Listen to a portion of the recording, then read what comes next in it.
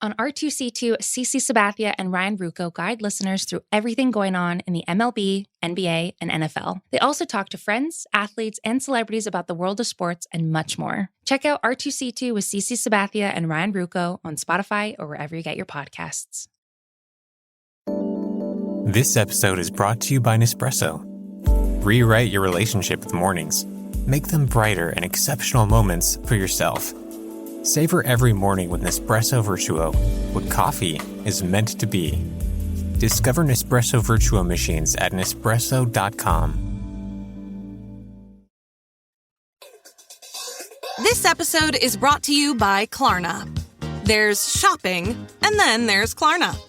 Klarna is the all-in-one shopping app that combines flexible payments, deals, rewards, and inspiration. It gives you the power to split any purchase into 4 interest-free payments.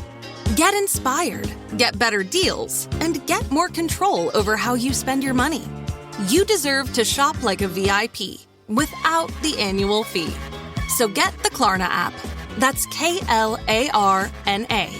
California resident loans made or arranged pursuant to a California finance lender's law license. Coming up on New York, New York, we're a week into the baseball season, so you know that means we got all sorts of overreactions. Except there are a couple regarding the New York Yankees that are fair and justified. By the way, the Mets won probably the cheapest game that you're ever going to see. Plus, Kevin Durant is back on the basketball court. I know, what a sight. What a concept. Mike Tannenbaum will join us. Listener voicemails are coming up. Sam Panayonovich on baseball and the Masters and how to handicap it. All that and more. New York, New York, right here. Ringer Podcast Network coming up next.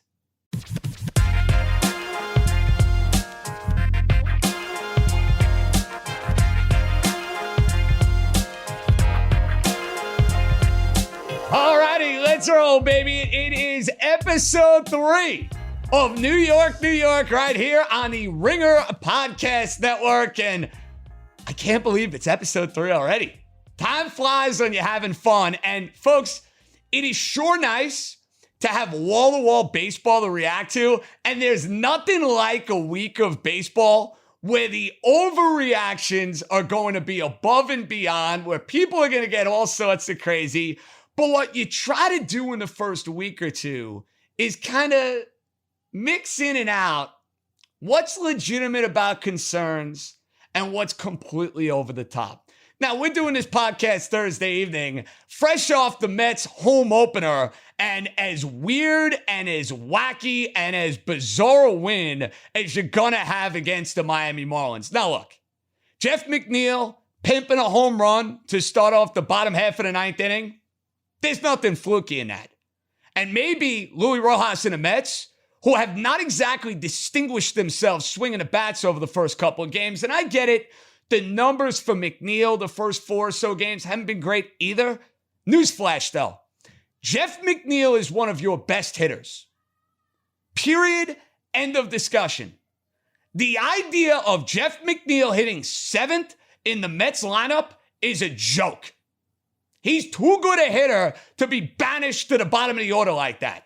So I hope that stare down into the dugout, and I hope that bat flip, which I love, by the way, because if I hit a drive on the golf course like that, or I hit a ball out of Citi Field, the Yankee Stadium like that, I know some people don't like the celebrations. Nonsense. I'd be pimping it till the cows come home. All sorts of bat flips, all day and every day. That bat flip was maybe a little bit more demonstrative, though, because maybe it was a message to the manager. Hey, move me up in the lineup. But at the end of this game, for the Mets to win the way that they did, with Michael Conforto basically leaning his elbow across the strike zone and getting plunked and ending the game in walk-off fashion, you felt dirty if you won that game for the Mets. Now, you take it. You don't apologize for it.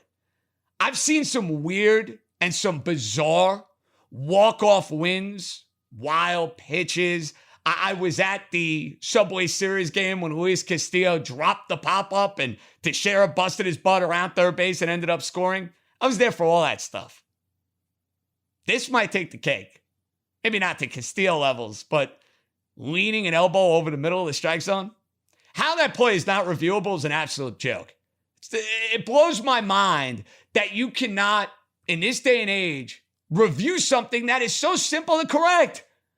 And if I were Don Mattingly in the Miami Marlins, Conforto would be wearing one in the back this weekend. If I were running a team, he'd absolutely be wearing one. But for Conforto, look, with the way he's been swinging it in the first few games of this year, that was the absolute blessing.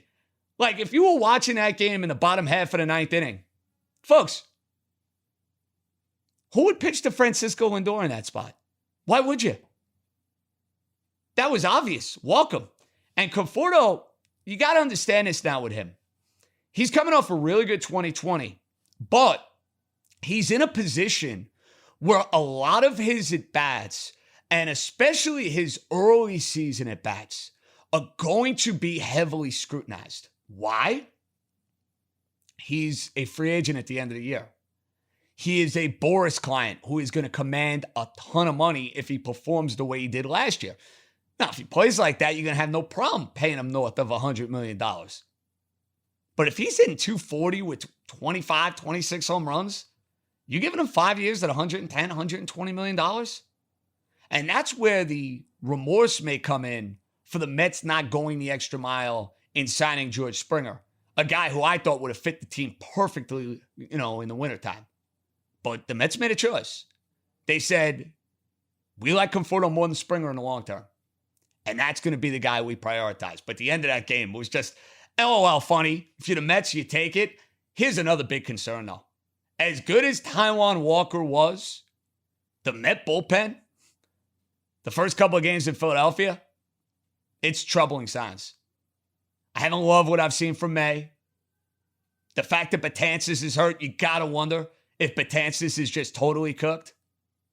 Diaz looked good in his first outing. That's an encouraging sign. But do the Mets have enough arms in that bullpen that you can count on throughout the year? That's going to be a storyline to watch. Now, I think from a Yankees standpoint, folks, I may have to stop going to games because I've gone to 2 games so far here in 2021. And the common theme and the common thread is that the Yankees will go to extra innings and will find a way to lose in extra innings in the most excruciating way and the most frustrating way imaginable. So maybe I should just stop going the rest of the year. Maybe I'm better off. Maybe the team is better off if I don't go. Just kidding. Yankees going to have to find a way to turn that baby around with me in the building because I'm there. Sink or swim, baby. I'm there.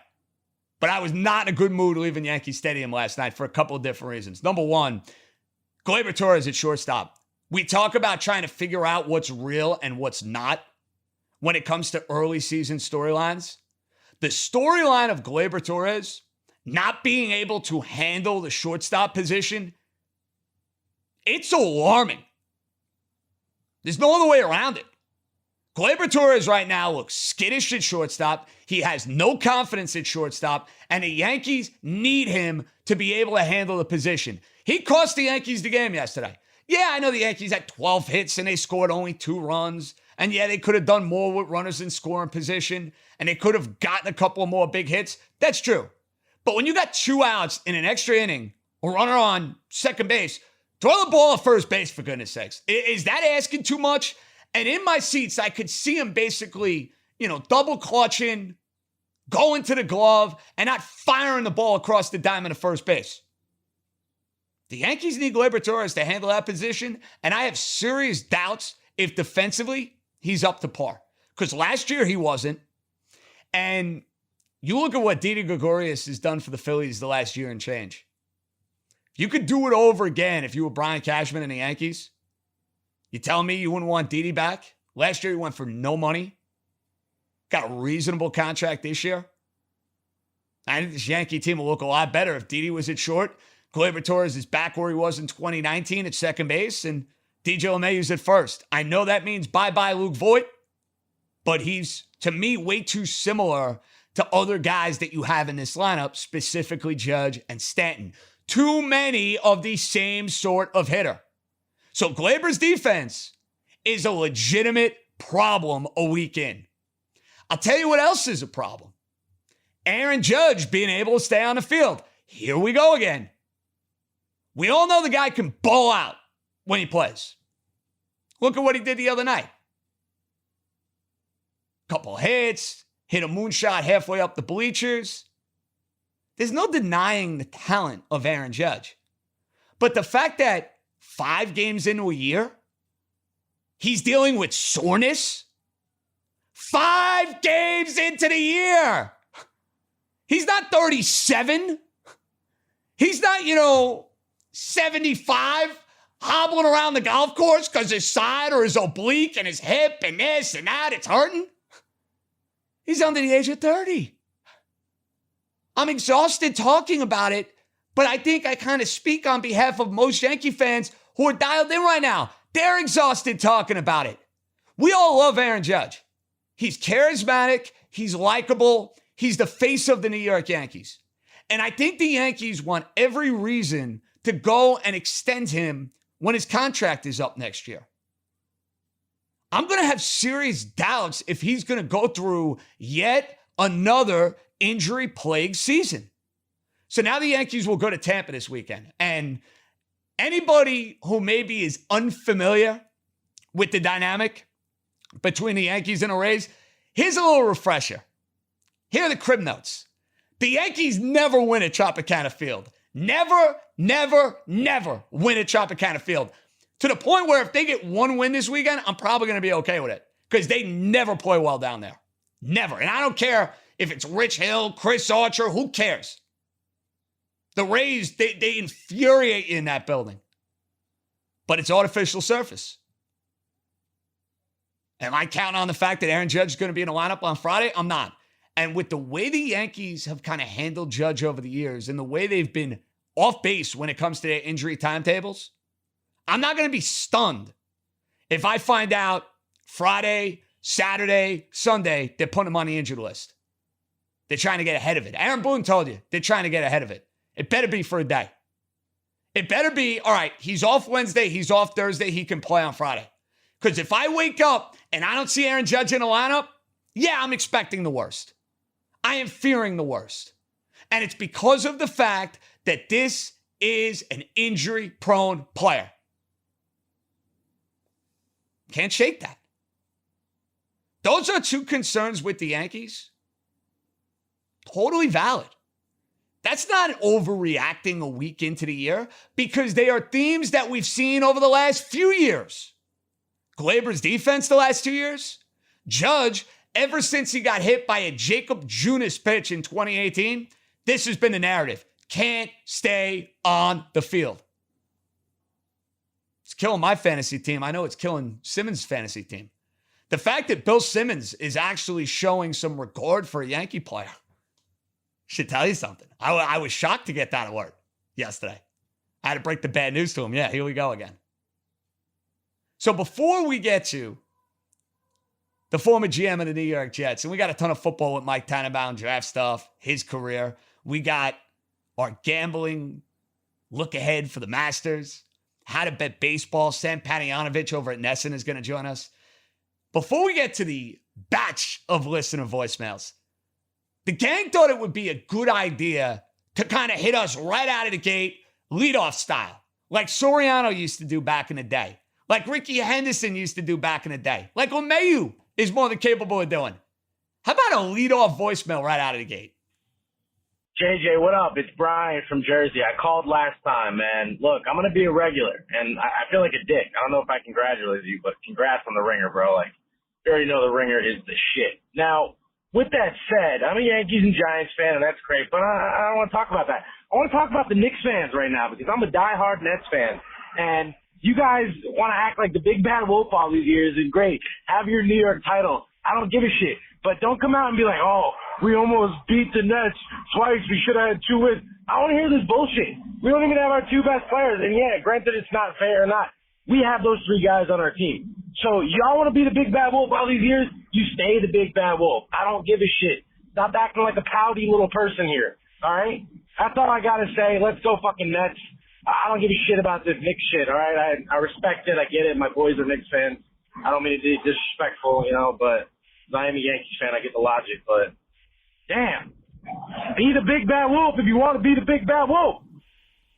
Yeah, I understand, Brian. You are upset because your team doesn't get the love. your team doesn't get the respect. They've been little brother in town for the last, 40, 50, 60, 70 years, whatever the dynamic may be. I think even winning a title is not necessarily going to change anything. I hate to say that to you. I hate to be the guy to throw cold water right in your face. We know the Nets are better than the Knicks. We know the Nets are going to go deeper in the playoffs than the Knicks.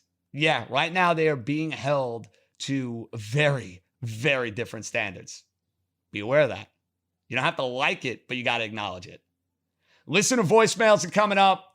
We got some gambling stuff coming up, and we'll get a sense for what the Jets are going to do at 2, what this draft's looking like, and the career of ESPN analyst, former Jet GM, former Dolphin VP of football operations, Mike Tannenbaum, next here on New York, New York on the Ringer Podcast Network.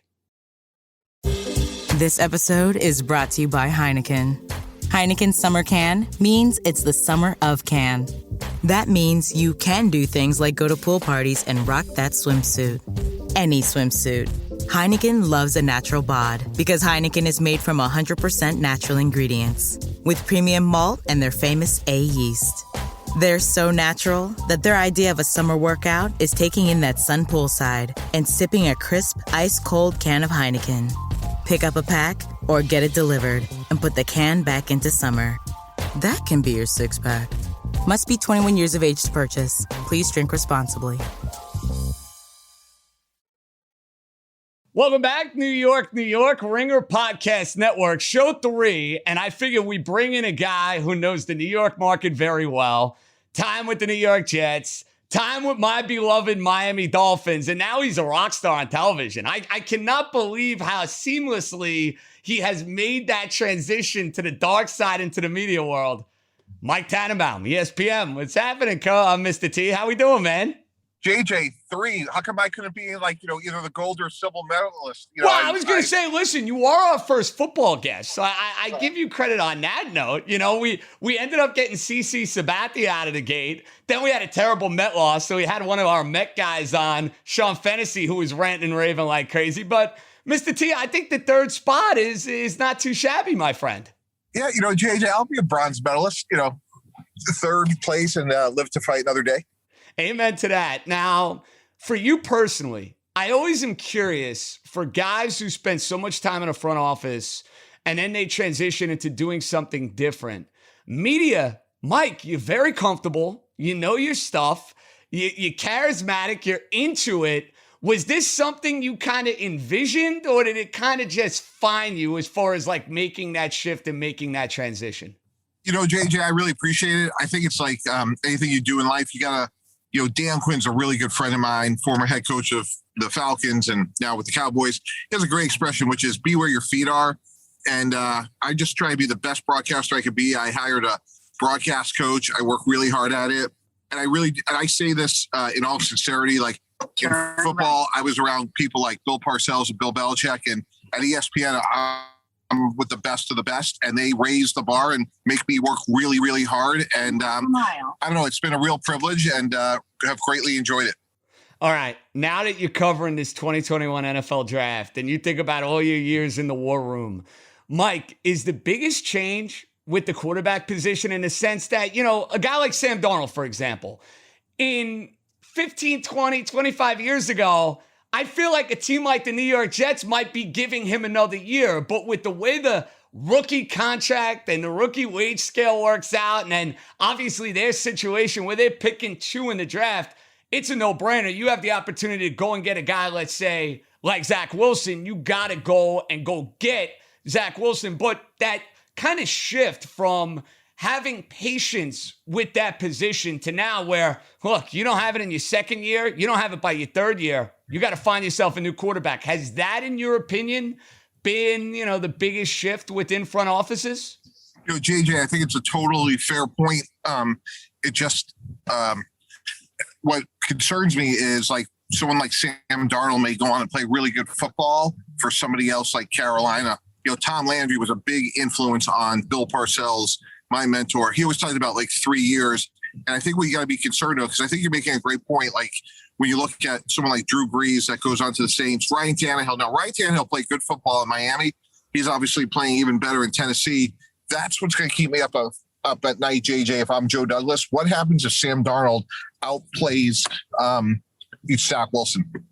Yeah, I like that Tannehill comparison, quite frankly, because to me, you look at a guy who had ability, first-round pick. He goes to the next destination, and he's in a better position to succeed. I mean, Ryan Tannehill didn't have Derrick Henry. He didn't have Taylor Lewan. Mike Vrabel had a tough-minded defense. Now, all of a sudden, he's a top 10 quarterback. Did you look at him specifically, Mike, when you were in Miami and say, this is a guy who's got a chance to be a top 10 quarterback? Or did it just need to be different scenario, different situation for him to kind of see that through? No, JJ. I walked in the building and I looked at Dennis Hickey, the then general manager, and Joe Philbin, the then head coach. I'm like, we need to extend him right now because he's a great player. We could win a lot of games with him, and that's what we did. And when he was healthy, we went to the playoffs. He did a lot of great things for us. And, one of the things I think where we fell short was we didn't have enough depth behind him. But he has been a good player his whole career. He's taken it to a whole nother level with Tennessee. Okay, Jets now. This has been a franchise, Mike, basically since you left the building. They've been spinning their wheels now for a decade. They've had a bunch of different quarterbacks. They've had a bunch of different head coaches. Do you finally now look at the franchise with Joe Douglas as the GM, Robert Saleh as the head coach, number 2 pick? You think they're set up the best they've been since you and Rex were rocking the building? I think they have a chance from a standpoint of it needs to take a minute for this plan to take hold. So I think it goes to your point about being patient. I love Mekhi Becton. I thought some of the other offensive linemen last year, Van Roten, George Fant, didn't play as well as maybe they had hoped. Denzel Mims, I like when he's healthy. So I think the key now is to bootstrap Robert Saleh and Zach Wilson together and let them grow and develop. They're going to stumble. They're going to skin their knee. You always do in New York. But fortify the lines, give it a couple of years, and hopefully the results will be there. Wilson. He's not Trevor Lawrence in my eyes, Mike. I think he's got a chance to be damn good. I'm all aboard the Trevor Lawrence bandwagon. Watched him with Clemson, Sunshine, the whole deal. Do you see any similarities, Mike, to Wilson and what Herbert did for the Chargers last year and Allen a couple of years ago? Because he's a big boy. He's got a big arm. You know the NFL is a copycat type of league. Do you see any similarities with Wilson to those other two studs? Yeah, he's a little bit smaller. I love Justin Herbert. He was my number 1 quarterback last year. He's a bigger man. He reminds me of Ben Roethlisberger. I've seen him in person a number of times. He's a much bigger frame guy. Josh Allen, Justin Herbert, Ben Roethlisberger, those are heavyweights. Those are guys that can knock you out with one punch. Zach Wilson, his body type is much more akin to someone like Aaron Rodgers. He's more 6'2", 218. He changed his diet a little bit this year, got a little bit stronger. If he has one concern is he's not as big as some of those other guys, but he's a great athlete, not a good athlete. And he really has uncanny ability to make great, accurate throws down the field. And his style of play is really where the NFL is heading. Is he, in your eyes, in your opinion, the clear-cut number 2 quarterback in this draft? 100%, not even close. I think he's much better than Sam Darnold. I would have considered holding on to Sam if I was the Jets for a couple of reasons. One, you can't have enough depth in that position. And the other thing too, JJ, we got to remember is we don't know what the COVID rules are going to be. So let's put Zach Wilson at a chance to be successful in terms of if he's not ready on opening day, going back a generation, Chad Pennington sat for 2 years before he played for the Jets. And obviously that served him incredibly well. So if I'm New York, I want as much depth as possible. And ironically, maybe it's Teddy Bridgewater, who's now a surplus in Carolina. But I want to make sure I have a good veteran quarterback. Okay, the other quarterbacks in this draft, assuming it goes Lawrence 1, Wilson 2 to the Jets, how does Mike Tannenbaum shake out Mac Jones, who played in Saban's system in Alabama and played great, lit up everybody all year, Trey Lance, you didn't see a ton of, and then Justin Fields, who had some really great games and had some very mediocre games. Who's the third quarterback on your big board? Yeah, I'll take Mac Jones because I think his accuracy is really unusually great. And not just from a standpoint, JJ, of completion percentage, but really fundamentally from a standpoint of they had over 2,400 yards after catch at Alabama. And again, look, I know about Waddle and Devontae Smith, but you have to throw it precisely where they can make plays after the ball is caught. And I think Mac Jones has some rare ability. Trey Lance, to me, is someone that's really special. If you and I owned a team and said, you know what, we just want to do what's best for our franchise for the next 10 years, Trey Lance may be our guy. Physically, he has as much skill as anybody in the draft, including Trevor Lawrence. He's thrown one interception in college, but he only played one game this year. So that's why there's a little positive concern for Trey Lance. And I do like Fields, but against Indiana and Northwestern, two really good Big Ten defenses, he struggled. Mike, I have to be honest. Last year, and you know I'm a big Dolphin guy, I was banging the table for Tua. Left and right, left and right, left and right. And after 1 year, I got to take the L if I'm comparing him to Justin Herbert. I think Tua will be fine. I think they're going to put players around him. But if you were in that Dolphin war room last year, would you have been pounding the table saying we have to take Justin Herbert? Or do you get the sense, Mike, because they were looking for a quarterback with charisma, and obviously Tua had the star power going back to his days at Alabama, the Dolphins, because they've been searching for that guy since Dan Marino, just couldn't pass that up? Yeah, I was pounding the table for Justin Herbert, for Cincinnati, for Washington. I think he's going to be a superstar. I think he has a high floor and a historic ceiling because he is incredibly athletic. He's the smartest guy in last year's draft. He's uber competitive. And if he had played the SEC and not on the West Coast where a lot of his games were on at 10 o'clock or later, he could have been the first pick in the draft. So I like Tua. I think Tua has a chance to be good. He has great anticipation, good ball placement, gets the ball in his hands pretty quick. My concerns with Tua is athletically, he's not as good as these other guys.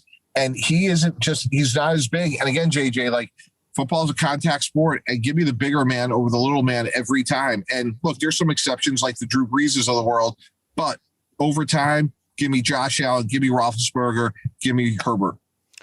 Isn't that to a point, Mike, at quarterback, where you either have to have a monster body type and a monster arm, or you got to just be crazy mobile and crazy athletic? Like, is that the point now when you're looking at quarterbacks?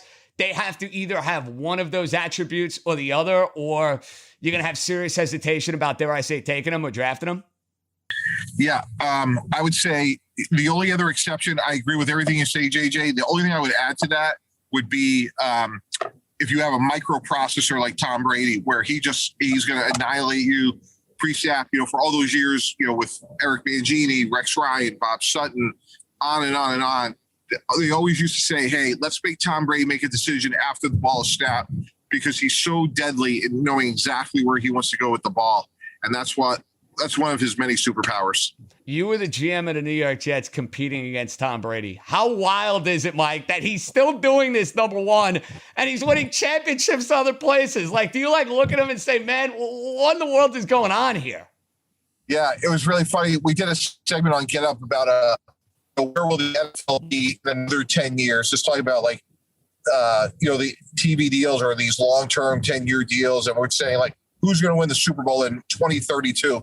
And I said it was going to be Tom Brady and the Tampa Bay Buccaneers being the Mexico City Seahawks. So I think, what Tom Brady's done is historic. He deserves a ton of credit. He's the all-time best for a reason.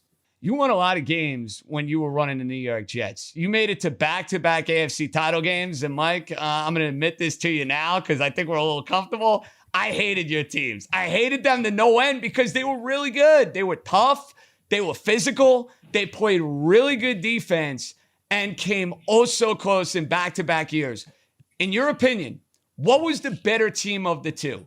Was it the first one that got hot at the right time and played Indianapolis and won at San Diego? Or was it the team that went into Indy and went into New England and beat Manning and Brady in consecutive games? Yeah, it was definitely the latter, JJ. That first team, I felt like we were good, heading in the right direction. As you said, we got hot.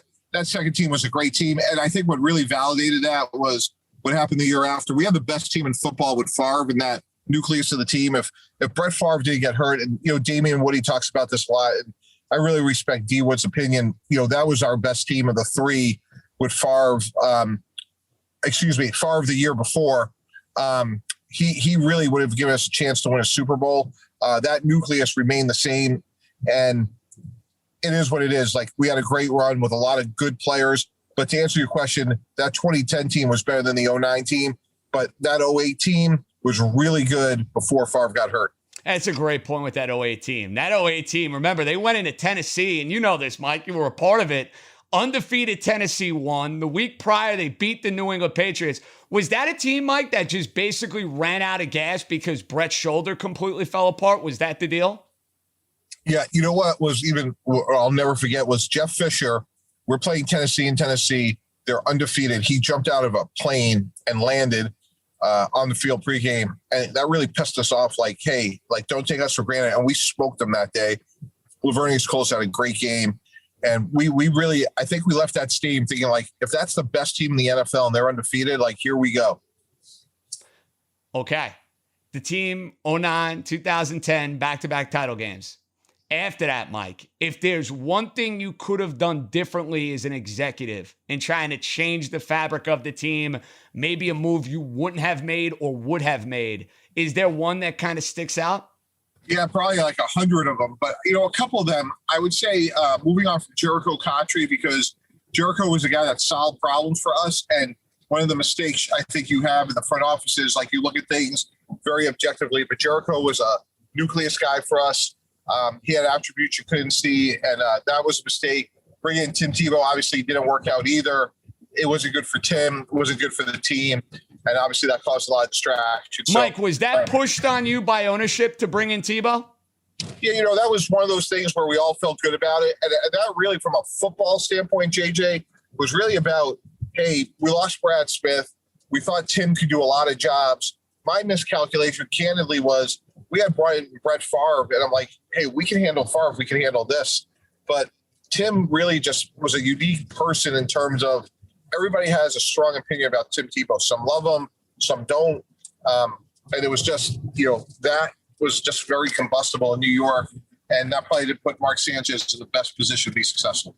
Well, and Sanchez is a guy, the first 2 years, Mike, it's amazing. You know, some of the quarterbacks he beat, a bunch of them are going to end up in Canton, Ohio when it's all said and done. Manning's going to be there. He's already inducted. Brady is going to be there at some point. Phillip Rivers is probably going to be there. Was it the idea of that, you know, you guys asked more of Mark and he couldn't handle it? Is it team building? Like, what went wrong for Mark Sanchez when he was this up-and-coming quarterback that had this moxie and could win on the road and, you know, was pulling games out of thin air? And then, you know, you look at the last 2 years of his Jet tenure and clearly wasn't the same guy. Yeah. I think it was a lot of little things. Some injuries got to him. I think had, you know, too many turnovers in opportune times. He did a lot of great things with us, and he's an incredible person, still a good friend of mine. I think it was a little bit of everything. And that's the difference, JJ, between being great and just being okay in the NFL. And, you know, I just think injuries and turnovers really ultimately were what hurt him long term. Is your favorite draft pick all time Darrelle Revis? I feel validated about the process for Darrelle Revis in terms of we spent so much time on him. We spent time with his relationship with his mother, how much his mother meant to him, how respectful he was of her. And we knew how competitive he was. And we had a great sense of, there was two other corners in the first round that we liked a lot. Leon Hall from the University of Michigan, Aaron Ross from the University of Tennessee. But clearly we thought he was the best. And I just feel like from an organization process standpoint, we got it right for the right reasons. Well, you drafted a Hall of Famer, but not your favorite pick, Mike. Do you have a favorite pick? You know, boy, that's a great question. You know, probably the Curtis Martin transaction was probably like the most rewarding, because I learned firsthand from Coach Parcells what it meant to build a team. And we didn't need a running back. We had a good one in Adrian Morrell. We were desperate for a good quarterback. And Curtis just changed the franchise for, you know, a decade because of who he was and his stature and his work ethic, his ability to play hurt, the standards he set.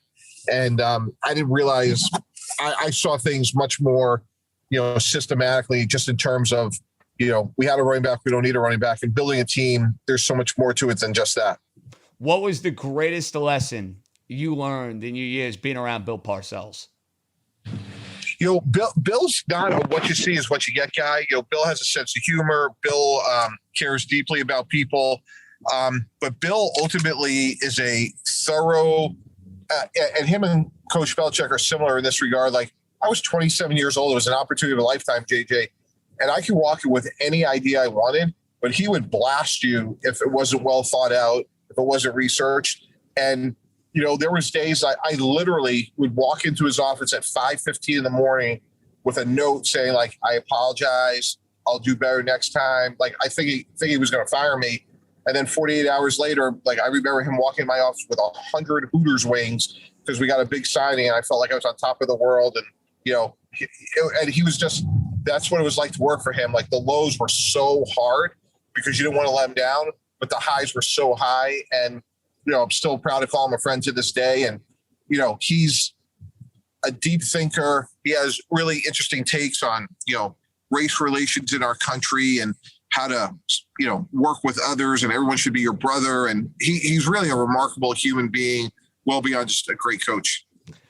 If you could buy stock right now, Mike, in one NFL team, I give you the NFL, and you could be Mike Tannenbaum, GM, day trader extraordinaire. Who's the team you're buying stock in? Yeah, the easy answer would be Kansas City because they got you know what? I'm excluding them, Mike. They're out. They got Mahomes. That's not fair. There's no fun in that. Well, JJ, is this like a 10-year return? Or are we buying like a How about I'll take a 3 to 5 year return, Mike. That's okay. 3 to 5 years is good. 3 to 5 years? I'm going Justin Herbert. I'm going LA Chargers. I'm betting on him being the next transformational superstar. I think they've done enough on offense, not quite enough. I don't know Brandon Staley well, but I heard great things about him. They have some pressure players on defense with Joey Bosa. They'll need a couple more, but if Herbert's the player I believe he will be, let's go with the Chargers. And Mike, for years, I grew up listening to you on Mike Francesa's show. So for me to actually refer to you as Mr. T right now, is Mike Francesa the only guy on planet Earth who refers to Mike Tannenbaum as Mr. T? I got to know. No, there's a couple of others. So Coach Parcells, he'll still call me that. So not many, but JJ, you can call me whatever you would like. Just the fact that I'm on your podcast means quite a bit to me. Oh, listen, you're the best, Mike. Thank you so much for the time, man. We really appreciate it. I'm sure we'll catch up as we get closer to the year. And you got to be fired up for this draft. Actually, one last note before we get out of here. Take the quarterbacks out of it. Who is Mike Tannenbaum's favorite first-round player? Take all the quarterbacks, exclude them, throw them out the window. Give me a guy to watch for. Yeah, the easy answer would be Kyle Pitts, the tight end from Florida. But I'm going to go with Patrick Surtain from Alabama. We talked about the aforementioned Darrelle Revis, JJ. I think this guy really reminds me of Revis. He's impeccable character, great competitor, great measurables. And I think Patrick Surtain's going to be a great player. Mike, ton of fun, man. Continued success. Keep up the good work, all right? Yeah, and best of luck with your new opportunity. I know you're going to crush it. Oh, my man. That's a great Mike Tannenbaum. We got voicemails coming up. We got tweets coming up. New York, right here. Ringer Podcast Network. This episode is brought to you by Odoo. Running a business is hard, but who says you have to do it alone? With Odoo's suite of business applications, you can streamline, automate, and simplify any part of your company. They've got apps for CRM, accounting, e-commerce, manufacturing, you name it. Each app is user-friendly, intuitive, and fully integrated, so you can stop wasting time and start growing your business. Productivity awaits with Odoo. For a free trial, go to odoo.com/Spotify. That's odoo.com/Spotify. This episode is brought to you by 3M. 3M has always been driven to improve lives with science and innovation. It's this forward-thinking mindset that led 3M to invent household items you've come to know and love, like Post-it notes and command hooks. But 3M believes they have a responsibility to use their science to improve lives in even more ways. That's why they're responding to the COVID-19 crisis by working on solutions for some of today's biggest challenges.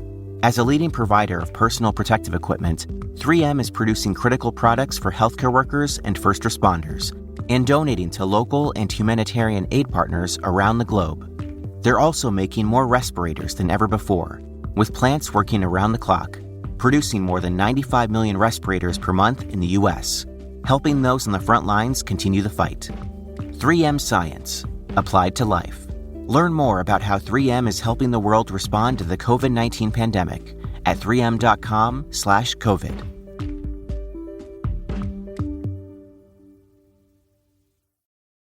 So before we get to a couple of listener voicemails, Couple of Nick Net thoughts. First with the Nets. Hallelujah. Thank heavens. Kevin Durant is back. It feels like we've been waiting an eternity to see Kevin Durant back on the floor. And look, we all know when he plays, we're talking about one of the 5 best players in the league. We're probably talking about one of the 3 best players in the league. I think the question for Brooklyn now moving forward is going to be this. What kind of game shape can Kevin Durant be in by the time we hit the postseason? Is he going to be able to let it rip, play back-to-backs, and do all of the stuff that you need to do in order to go deep in the postseason, in order to win an NBA title? It's all well and good with load management throughout the course of the regular season. That's why, like, if I'm a Net fan, I'm not that upset over the fact that Durant has missed time. The team has continued to win games.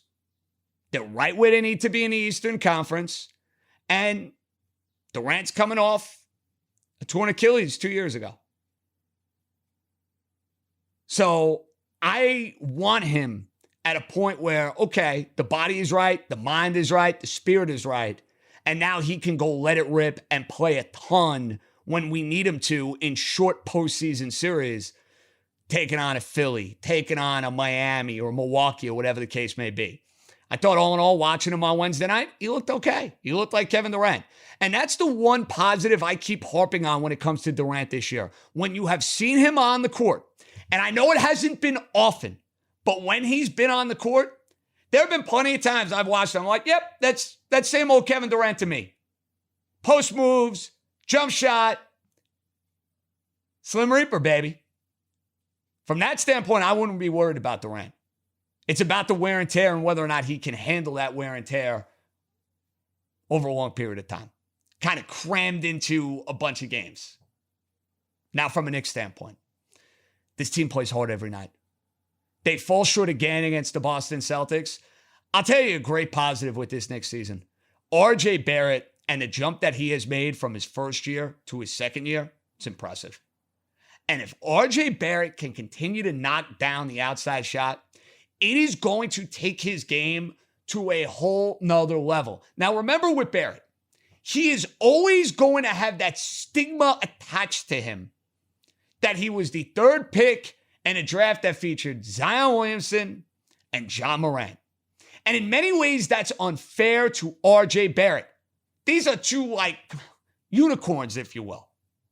Barrett's going to be a damn good NBA player. He's tough.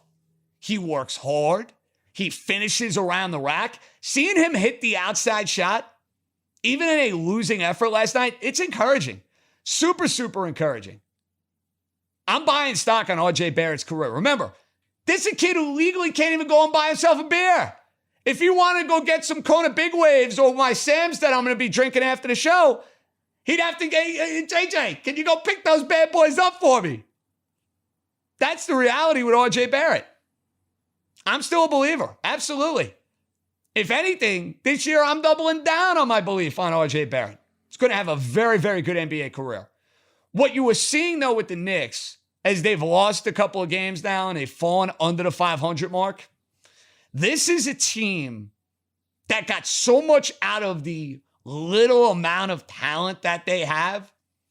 They're starting to go up a notch in competition, and it's been a struggle for them. They've done a great job all year of beating the teams they're supposed to beat. Unfortunately, they have a bunch of teams on the schedule down the stretch that they're not supposed to beat. That sounds really simplistic and really elementary, but it's reality. They're not that good. Anybody who is suckering themselves into the fact that the Knicks are like some great top 4, top 5 team in the Eastern Conference, I don't care how mediocre the bottom half of that conference may be, they're not that good. Tom Thibodeau has basically been working his magic, waving a magic wand all year to churn each and every last ounce out of what they bring to the table.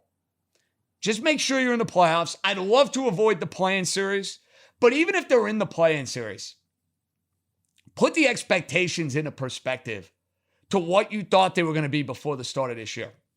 Because I thought before the start of this year, this was a terrible 25-win basketball team. And they've been much better than that. Now, I expect from Judge and Torres having their issues, the end of the Met game here on Thursday, all sorts of shenanigans going on. I think the voicemails are going to be off the rails today. So I am mentally preparing for that. Hopefully it will bring out the best in me. Who's in the 2 spot? JJ, your buddy Rob here from Staten Island. You know, I'm a diehard Mets fan. After what Conforto pulled today, I don't know. I'm not happy with it. You know what? I'd rather see you go down swinging, which he's been going down swinging anyway for the first 4 games and leaving a ton of runners on base. But to stick your arm out so blatantly to take a hit by pitch, I'm not happy with that as a Mets fan. I don't agree with it. My question is, you're a Miami Marlins pitcher. Next time Conforto steps in that box, are you drilling him in the ribs with one? I know I would. JJ, all the best, brother. You deserve everything you got there, buddy. So stay well, all right? And I'm glad you got that job there. You deserve it. Take care. Robbie on fire, and we're sharing a brain. I'm pitching for the Miami Marlins Saturday. Conforto's getting one in the back first at bat. That's me. That's my old school nature. I know some say the bean brawl type stuff doesn't accomplish anything. That's where the old school me comes out. I know I was mocking the lefty-righty bullshit. We talked about that. That might be put on a t-shirt by the time we wrap up this podcast in 40 years. Lefty-righty bullshit. Might have to put a copyright on that. But I couldn't stand what Conforto did. But if you're a Met fan, don't apologize. A win is a win. It may be Bush League. You have every right to be upset if you're the Miami Marlins.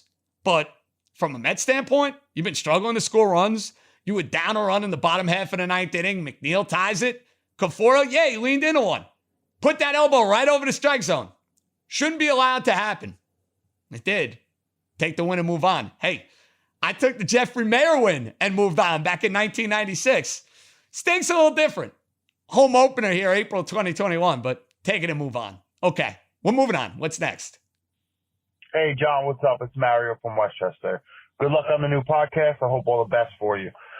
Can you explain to me how the fuck the Yankees end up with 11 hits and only score 5 runs against the Orioles? It blows my mind. Thanks, bro. Best of luck. Take care. Mario, it's been a whole lot of frustrating times for the New York Yankee lineup. Now, I'm going to talk you off the ledge a little bit. They're going to score a ton of runs. They're going to pound teams throughout the year. They've gotten off to sluggish starts. Last night's game, it wasn't like the Yankees had these grand chances where it was 2nd and 3rd and nobody out, runner on 3rd and 1 out. You know, those golden opportunities with runners in scoring position. It was more the 2-out variety. They'd get a couple of 2-out hits. They couldn't get the big 2-out hit. Now they did in the 8th inning. Gio Urshela hit one up the gap, scored Mike Tauchman. Kyle Higashioka got one going to opposite field. Beautiful slide by Tyler Wade to go and tie the game. They got a couple of clutch hits from guys down at the bottom of the order. But why did they struggle to score runs? It's a simple fact. This is a team that is heavily reliant on the home run. When they hit home runs, they're a bully team. They flex. They're having fun in the dugout. They're doing this. They're doing that. And all is right in Yankee land. When the Yankees don't hit home runs, newsflash, they don't win. That's what concerns me about October. You face better pitching than what we're seeing with the Baltimore Orioles.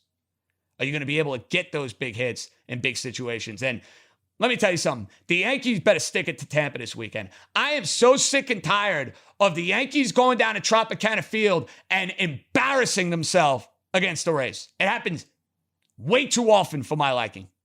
Way too often. And the Rays last year punked the Yankees. You know, after the year, the Yankees were like, we're the better team. We should have won if we play, Nonsense. You weren't the better team. The better team won last year. They beat you in the regular season. They embarrassed you, quite frankly, in the regular season. And they were the better team in a 5-game series last year. This arrogance sometimes that you get out of the Yankees is tough to take. For a team that hasn't won anything in over a decade, I like a lot of guys on this team, but there is a sense of arrogance like they've accomplished something. They have accomplished nothing as far as I'm concerned in the last 10 years. Nothing. All right. What's next? What's up, JJ? This is Pete in Westchester. Congrats on the new gig, man. It's great to hear you while the sun is still out. So wishing you the best and loving the show 2 episodes in. So listen, help me settle a debate here. I know you're a Dolphins fan, so you're a neutral observer. But for New York football, going forward the next 4 or 5 years, would you rather be a Giants fan or a Jets fan? And I'm saying this, I'm asking this right after the Darnold trade here. So I know it's a bit murky, but I'm a Giants fan, so I'm saying the Giants. Some of my buddies are saying the Jets, fresh start for them. But I think you got to go Giants. But hey, happy to hear your thoughts, man. Congrats. Love the show. Good luck to you. Thanks. Well, I appreciate that. Very kind of you to say. That is a very, very tough question. Currently, it's the Giants because they have more infrastructure around the organization. I would say over the next 3 years, though, assuming the Jets can do it right, which is a big if. They got a number 2 pick for a quarterback. They got more draft picks than anybody. I mean, look at their draft this year and look at their draft next year. Loaded with picks. I'd roll with the Jets. And I think the main reason why I'd roll with the Jets, I'm not sold on Daniel Jones being a franchise quarterback for the Giants. This year, it's the 3rd year. It's put up or shut up time. They signed Kenny Golladay. They got a big first-round pick, which I would use on another playmaker because I'd be taking all the excuses out the window. I'd say, you know what? You got Golladay. I brought in Rudolph. I have Ingram. I have Darius Slayton. Boom, I'm going to go get you Jalen Waddle. You stink, it's on you. That's how I'd approach it. I don't know if the Giants are going to look at it the same way. Might go edge guy, might go offensive lineman. I know Heifetz, our guy here at the Ringer, wants them to take an offensive lineman. How many offensive linemen are you going to keep taking? I mean, don't you get to a point where you're like, all right, I've taken enough offensive linemen? Well, what are you trying to recreate? The Cowboy offensive line? Not that easy to do. Get playmakers. They need another playmaker. They're playmakers short, even with Golladay. What's next? JJ, I need you to level with me here. I need you to talk me off the ledge. It's Thursday morning. I just watched the Knicks lose by 2 again for what seems like the 10,000th time in a row. And I want to say that Tibbs is not a dumb man. He seems like a smart man. So where I'm really confused is that if he knows that the razor-thin margin between wins and losses is why he needs to play R.J. Barrett and Julius Randle 1,000 minutes a game, why is he so content with just giving minutes away when Elfrid Payton is in? I mean, last night in the first half, he was absolutely atrocious, and when do you know it, another 2-point loss.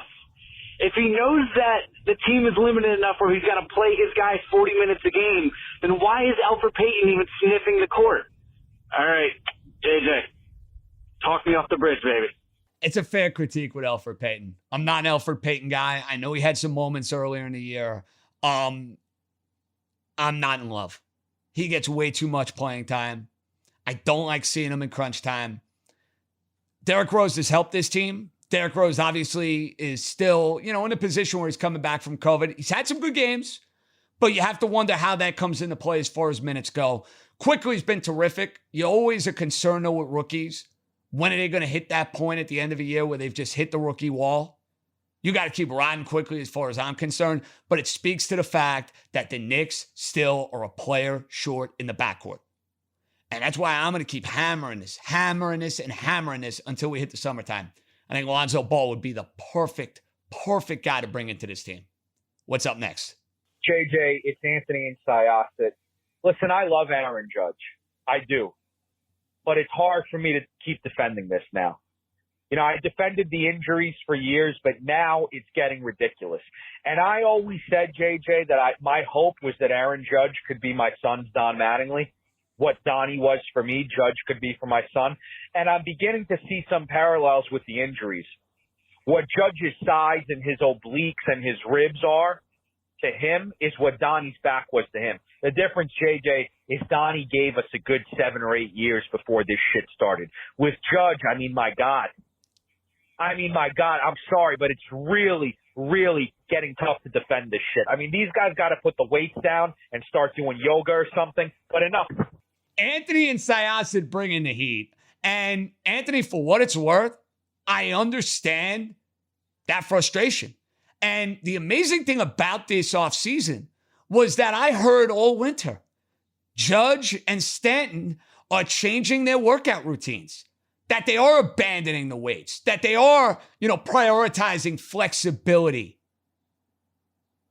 and yoga and whatever you need to do to avoid what continues to happen for these big boys.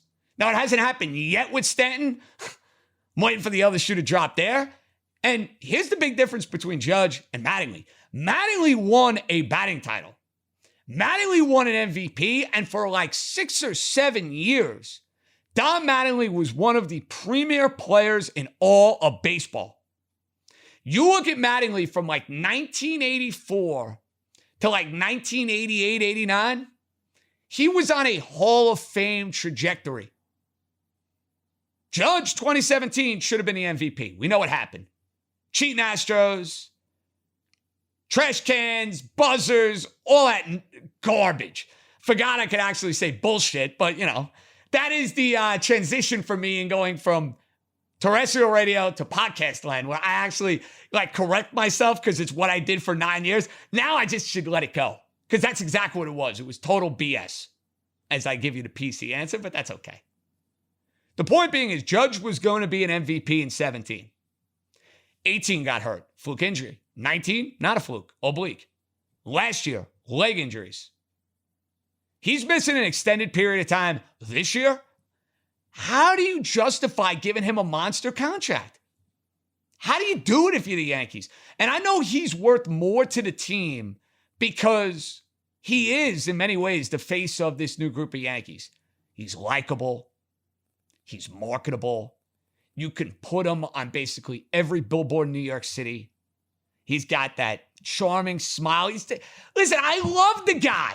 I don't want to come on and trash Aaron Judge because I want him to be the MVP. When I think about likable Yankees, he is right at the top of my list. But the frustration with Aaron Judge and his inability to stay on the field, how can you say it's out of bounds? It's very much inbounds, very much in play. What's next? Hey, what's up, JJ? This is Stuart from Brooklyn. This is regarding with the Giants draft. I would go with Slater and double down with Banks. It finally does set the O-line for years. Despite all the wide receiver excitement and the Giants propaganda of how happy they are with the current state of their offensive line, one of Peart or Thomas probably won't be the long-term answer at offensive tackle. Slater's tape says he can be one of the tackles, move to guard in tandem with Banks from Notre Dame, and I saw a lot of him because he's a great guard. And you insert him with Zane Collins in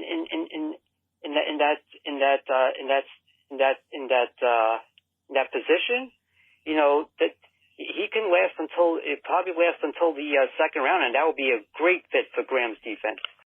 Always great hearing from my main man, Stuart in Brooklyn, who is one of my regulars for years on JJ After Dark. And Stuart is clearly of the mindset of Danny Heifetz, that he wants the Giants to go and get themselves another lineman. But what I think you guys are failing to realize is their offense is not dynamic enough. I don't think Kenny Golladay by himself is going to change the offense. I need more help at wide receiver. I'll go get a lineman in the second round if I need to. That's how I'd address it. First round, though, there are going to be some top-notch receivers on the board. Where the Giants are selecting, you're going to pass up Devontae Smith or Jalen Waddle? I think that's really tough to do. What's next? Hey, JJ, loving the show so far. Wanted to chat a little Knicks Nets. You brought this up in your previous show and on the previous podcast with Bill Simmons. I agree with you. I'm a Nets fan, but I agree with you that the Knicks are still going to be the number one team in New York, no matter what happens with the Nets. However, I don't think you can discount the Nets as having this no fan base. That seems to be the narrative happening. I think there's a huge Nets fan base in New Jersey that was really born up during that Jason Kidd, Vince Carter, Kenyon Martin era that no one seems to talk about. And then my second point is that, yeah, I do believe that the Knicks are always going to be the number one team in New York, but that shouldn't mean that titles for the Brooklyn Nets are going to do nothing to the fan base. I think the best example is the Islanders versus the Rangers. If you look at the Islanders, they've won significantly amount of more Stanley Cups than the Rangers in the past 50 years. And sure, are they still the number one team in New York? Or are they the number one team in New York? No. But I still believe that that actually caused a lot more Islanders fans to grow up and rise in the city in the past, 40 years. And I think that the same thing can happen with the Brooklyn Nets if they start winning. Thanks. Bye. I think you hit on a fair point with your second comparison, where the Islanders had that boom in the early 1980s, and there were a whole lot of folks around the island and then in Brooklyn and Queens who maybe adopted the Islanders. But what you also had is people in that area and all over New York City and New York State detesting the fact that the Islanders won as much as they did. And it almost emboldened the Ranger fan for when they won in 1994. Do we have a similar dynamic there with the Knicks and the Nets? Maybe we do. And I'm not saying that there are no Net fans. Obviously, there are Net fans. But if we're comparing the dynamics within the area, Knicks, Nets, for every one Net fan I find, I'm going to find 20 Knicks fans. That's maybe more. Maybe more. Maybe my math is not great. Listen, I don't pretend to be a math wizard. They didn't do a good job of that at Syracuse. They got me through stats 221, and that was it. Basically, I was like, wow, I got one math class in me. I got a B-. Let's get out and dodge, please. Please. I don't know what was worse, that or me trying to tackle astronomy freshman year. For those of you who are, going to college at some point in your life, if you think astronomy is an easy science class that you can just get out of your system, take it, be done with it, and away you go, no. I mean, there were a whole lot of distractions within my astronomy class that I cannot get into here on the air. Got to keep it PC for the folks. Maybe I'll give some JJ college stories at a later date. But astronomy was, that's a class I'd like to have back. I passed it. In case you're wondering, I did pass astronomy at Syracuse. But it was one of those classes I was like, oh, it's going to be an easy A. I got my grade at the end of the semester. I was like, holy shit. Not pretty. Not pretty. What's next? What up, JJ? It's Jack from Queens. First time, long time. Now, I got a question for you. I'm a big Jets fan. I know you're a Dolphins guy. What is your level of concern now that the Panthers, they move and get Darnold? I'm starting to get a little concerned that the Patriots, they're sitting at 15 right now. Is there a chance they could go and get maybe a Fields, maybe a Trey Lance? I'm a little worried about it because I know whoever the Patriots take, he'll probably end up being a stud. And, yeah, I mean, they have Cam Newton right now. I'm not concerned about him. He's throwing ground balls to wide receivers. But if they can move up or maybe even stay at 15 and get their guy, I might be a little nervous. I can't lie. Let me know what you think. Have a good one. Jack, appreciate it, man. Look, you're always going to be nervous and you're always going to be concerned about what New England brings to the table because of the evil hoodie Zen master who's on the sideline for that team. He's the best coach I've ever seen in any sport in my lifetime. I didn't walk this earth when John Wooden was a head coach. I wasn't around when Vince Lombardi was doing his thing for the Green Bay Packers. Like, when I'm telling my kids and grandkids one day about the history of the NFL, I'm going to have to explain to them how tortured you folks have been as Jet fans, and I have been as a Miami Dolphins fan, knowing that this head coach has done nothing but dominate for 20 years. That's why it was so refreshing to see the Patriots brought back to the pack last year. I took great satisfaction in that. They're going to draft a quarterback this year. I think it's pretty obvious. They brought back Cam Newton. They're not tanking. I mean, it's clear. Look at the way they're handling this offseason. They're spending money like drunken sailors. Getting better on defense, bringing in 2 tight ends, signing Nelson Aguilar. Belichick's saying, I want to win. That's what I'm looking to do. I want to pass Don Shula. I want to show that I can win without Tom Brady, and I want to go from there. If you're the Jets, though, you can't be concerned about that. Don't let the 20 or 21 years get in the way. Worry about your franchise, which means getting the right quarterback, which means drafting good players and building a team the right way, which is something they haven't done in over a decade. What's next? JJ, Matt from Woodside, first time, long time. Got a question for you. Who finishes with the second most wins on the Yankees this year behind Garrett Cole? Love the show. Interested in your opinion. Talk to you later. How about Matty in Woodside with an outstanding Yankee question? The second most wins on the staff behind Garrett Cole. Now, last night, Jamison Taillon looked awesome. I know he gave up 2 solo shots. The stuff was good. The command was good. For a guy who hasn't pitched in 2 years, and listen, he's a tough SOB. 2 Tommy John surgeries, and he beat testicular cancer. How do you not root for Taillon? But because of the way the Yankees are going to baby him, and because of the way the Yankees are going to baby Corey Kluber, I think it comes down to Herman and Montgomery. And because of the fact that Herman missed all last year because of his embarrassing behavior off the field, I'm going to say it's going to end up being the breakout year for the Yankee left-hander.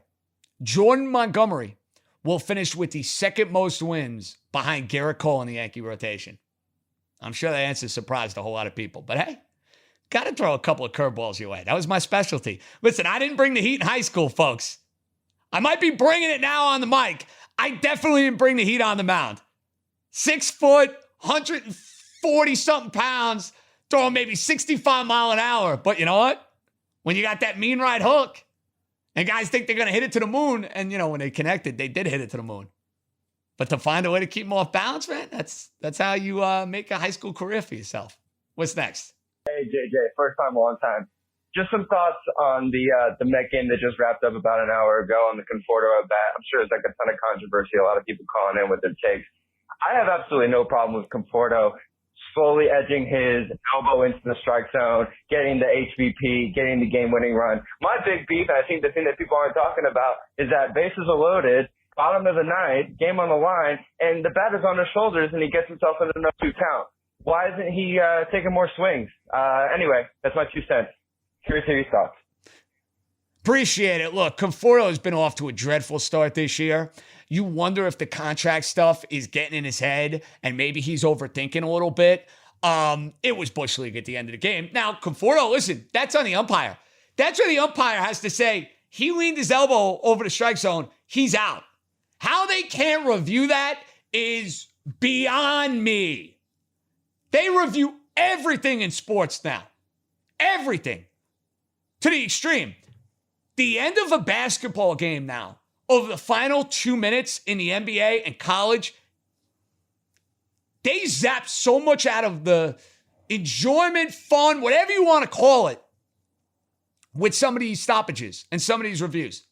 It gets to a point where it's like, enough. Just let them play. Enough. So we review everything known to man, and yet in baseball, a guy clearly takes his elbow over the strike zone, leans into a pitch. Not supposed to be able to do that. And we can't review it. It would bother me if I'm the Marlins. If I'm the Mets, take the win and get the hell out of there. If you're Conforto, bring some body armor for Saturday. Because if I were managing a team, you'd be getting one in the ass. 100%. What's next? JJ, what's up, brother? Congrats on the ringer gig. This is JK out in Sayville.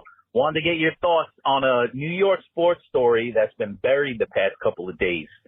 Charles Oakley coming out and saying the Knicks asked him to have his number retired, and he declined, and it's too cheap to buy him off to get him back on the Knicks side. Couple of things.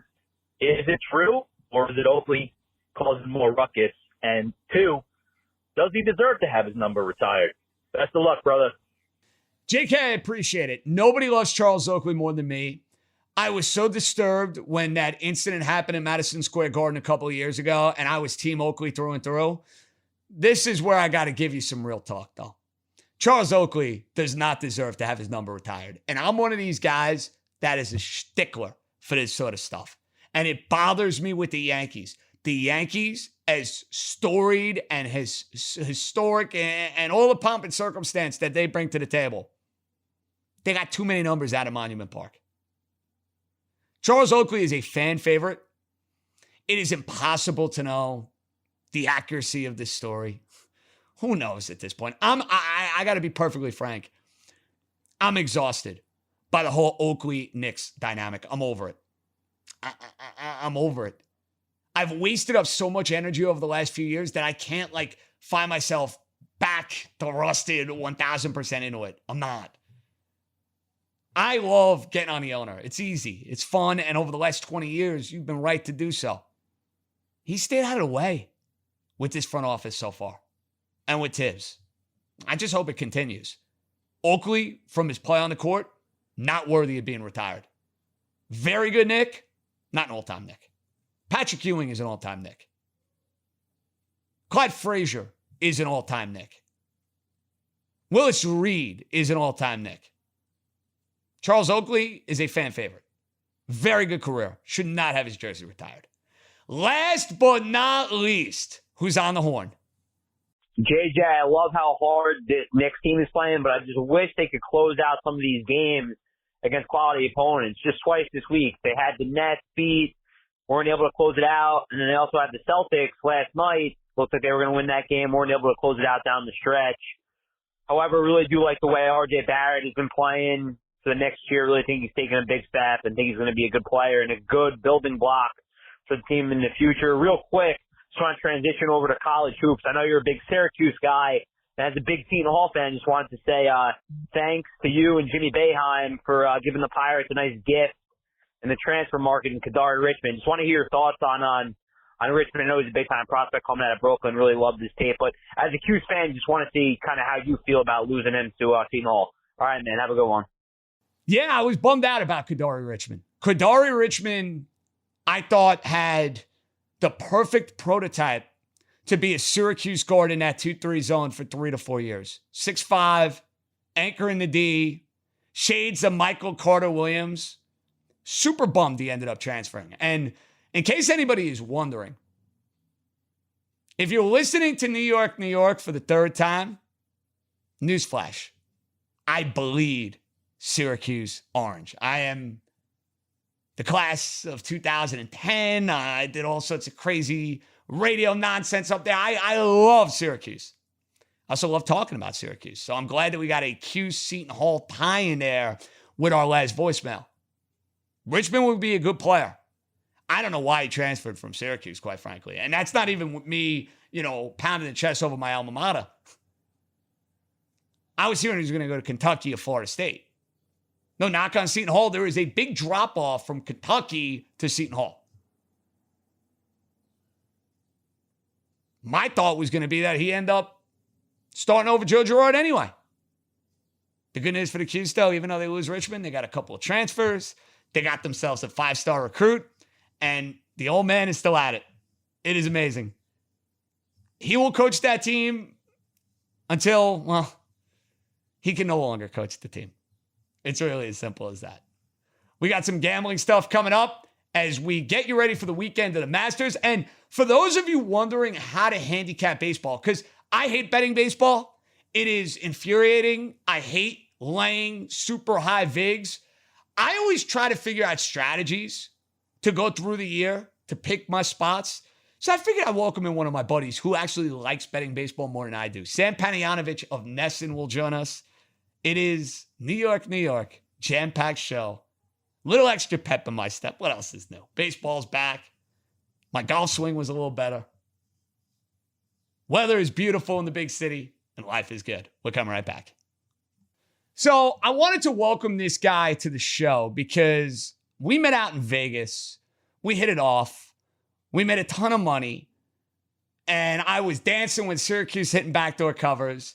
He laughed in my face when the White Sox smoked the Yankees and I met him out in Chicago. And now he's a lifelong friend. And now he's moved to Boston. So we introduced to New York, New York, one of my longtime guests. He's now of Nesson fame to talk Masters, betting strategies, baseball, which I hate betting, Sam Panayonovich. Sammy boy, what's happening, brother? Oh, yeah. I got some whiskey for you, too. I just got off the clock. Even better. You're saluting me on the new show. I like that. Well, and this glass actually says get wet, which is... Oh, boy. terminology for winning a bet. When you jump into the pool. Alive, baby. The beak is wild. I'll never forget you in Vegas. I think you had the orange plus 13 against Duke. And Duke had to be, they had to be up 11 or something like that. And then they got it to 15. And I believe we had a couple cocktails. I believe with 5 seconds to go, one of the orange banged a three from the top to lose by 12. Frank Howard, if you want to be specific, Frank Howard banged the three. And basically, in case you're wondering, folks, Sam can attest to this, I did like a lap around the Cosmopolitan Sportsbook, like high-fiving everybody. Even though my alma mater got smoked by Zion Williamson and RJ Barrett, Sam, that's the beauty of the wagering element, bro. That made my night. The orange, they weren't good enough to win, but they were good enough to put a couple extra bucks in my pocket. And I think you were the only guy in the joint that didn't have the favorite. So it was an incredible moment. And like I said, it's something I'll never forget. But I am very happy for you. Cheers to you. Continued success. And this beats me calling into your show at 11 o'clock at night like we used to. Oh, you ain't kidding. I mean, listen, I think for the audience now, being able to hear us in the morning, in the afternoon, and at night, that's what it's all about. Now, Mr. Nesson, Mr. Handicapping expert himself, you're doing a lot of stuff now on the home of the Boston Red Sox. Okay, betting baseball. I hate it. It's a grind. It feels like already now it's aged like 10 years off of my life. Because it's just day in and day out, it's minutia, bro. So for anybody who's out there that, is just getting off the NCAA tournament, that's finishing up the football season, that doesn't bet baseball often, what would be the biggest piece of advice, Sam, you would give that bettor if they want to have some fun and get involved day to day in the baseball season? Juice kills. Now, I would set a personal limit on how much chalk you're going to lay because, as we know, it rolls over and it adds up. If you're laying minus 140, minus 150 on a regular basis, you have to do so much better against the number because it's hard enough, JJ, to beat minus 110. If you go 53% in buckets or football, you're over the top right there. Like you're in the green, but barely. If you start laying 140, 150, 160, if you're laying the Yankees against the Orioles, you're laying $2 or $2.50, you have to minimize your juice always. And I think it's important to take more pluses than minuses. I love my plus 10s and plus 15s and plus 120s. But more importantly, if you're looking at a big favorite, like, for example, the Yankees, if the Yankees are at home and they're facing the Rays, the Red Sox, rather than lay 250, I'm going to take that and cut it down to a run and a half. I'm going to lay the run line rather than lay 200, 250. Now I'm plus 15 or I'm plus 20. I always try and change those minuses into pluses because it's so much easier in the long run to beat it when you minimize the juice. That's a great point. You look at Wednesday night's Yankee game. They end up losing in extra innings. You would have been laying 2-1 with Jamison Tyon if you laid them minus 200. You play them 1.5. Maybe it's 110. Maybe it's 115. Maybe you're getting plus money for all we know. Would you suggest, though, Sam, with those 1.5 bets, to only go that way if we're talking about a road team? Or do you feel okay even if a home team's only getting, let's say, 8 at-bats, give or take? No, I'm not too worried about it. And I think it's all reflected in the price. I mean, bookmakers are aware you only get potentially 8 at-bats, so it's factored into the number. Maybe it's plus 130 instead of plus 120. I mean, every cent matters in this racket, as you know. But, most games don't land one. If you have a 20-game sample size, I would argue that the favorite wins by 3 times, maybe. Even that sounds like a lot. In a 20-game sample size, I feel like the favorite wins by 1, maybe once or twice. So, look, if it happens to you, that's fine. But I would much rather you lose at plus 15 or plus 20 than lose at minus 280. Because if you lose one bet at minus 280, you have to win 3 just to pretty much break even. You win 3, you're up 300. You lose 1, you're down 280. So you're up $20, but you won 3 and 1. The juice kills. That's paramount to understand. It's a great lesson if you're trying to bet baseball. Okay, we didn't talk before season totals. What was your favorite over? What was your favorite under? Let me guess here. Are you all aboard the Cubs under like 78 half wins? Because to me, that team is going to stink. They're going to blow it up. Baez's going to get traded maybe. Bryant's going to get traded. I don't really love anybody in the division, but that was the under I thought Sam Panayotovich might have been putting a good couple of shekels on him. Was my read right or not exactly? I shot a text out to Vegas once the number popped at Circa. I think Circa put up 79.5, and I was like, hey, we got to hammer this shit now. We got to do it. We got to do it now. They can't hit. They had, through 6 games, they had 21 hits. And I saw their game. We do this on a Thursday. They went under again today. They are 6-1 of the under. The pitching is going to fall apart because they only have one guy that's any good, and that's Kyle Hendricks. I mean, Jake Arrieta was good 5 years ago, and they bring him back because they're desperate. I don't believe the pitching staff can carry them through the summer. If this team isn't afloat by June 1, they're dead. They can't hit, like I said. I don't like their manager. I don't like his situation, rather, because their 3 best players are all pissed. Bryant, Baez, and Rizzo, they all want to be there long-term, but the franchise won't commit. And it's a team that could implode from the inside, but they can't hit. They don't drive in runs. They don't get on base. And they have one major league starter in the rotation. I don't care what their record is the first week of April. Let's revisit this and re-rack it May 1, and let's look at how bad they are June 1. And I'm with you. They're going to trade Chris Bryant. They're going to move for the future. They're going to start rebuilding. I went under 79.5. And then my favorite over, good start so far, but again, small sample size, Kansas City Royals. Went over a pretty good number. I think they're going to win 70 games, 73 games or so. So we went over in KC and under on the north side of Chicago. We got the Masters this weekend. Some of the odds to me were just totally out of whack. Like Spieth, for example. Everybody got on him because of what he did last week. Nobody wins on the tour back-to-back weeks. I didn't like Spieth. Everybody betting Justin Thomas. I love Justin Thomas. Nobody wins the Players and then goes and wins the Masters. Your general strategy, though, for betting the Masters, do you like going with the heads-up matchups? Do you like playing 3-ball? Do you like taking guys to finish top 5, top 10? How do you normally play the Masters or a golf tournament for that matter? Well, I lost my first Masters bet. I went no hole in one, which I already lost. Tommy Fleetwood stuck one. He put an ace in today. Unfortunate, by the way. I wish I was able to do that on the golf course, Sam. Not so I got plus 130. You know, like everybody was betting That's a good bet. in one. I'm not going to kill you on that bet. I would have made that bet too. Like, if I saw that, I would have made it. You think I'm laying 130 for a hole in one? You're out of your freaking mind. But the golfers are too talented now, and we know that, and I should have known better. But no, I'm a matchup guy, and I like to fade the guys that have climbed the betting boards. I mean, remember, Jordan Spieth a month ago was 50 or 60 to 1. So his rise up the betting boards, when you think about it from a matchup standpoint, it created value on everybody else. I took Patrick Reed head-to-head with Spieth. I got Reed at plus 110. I took John Rahm at a pick'em.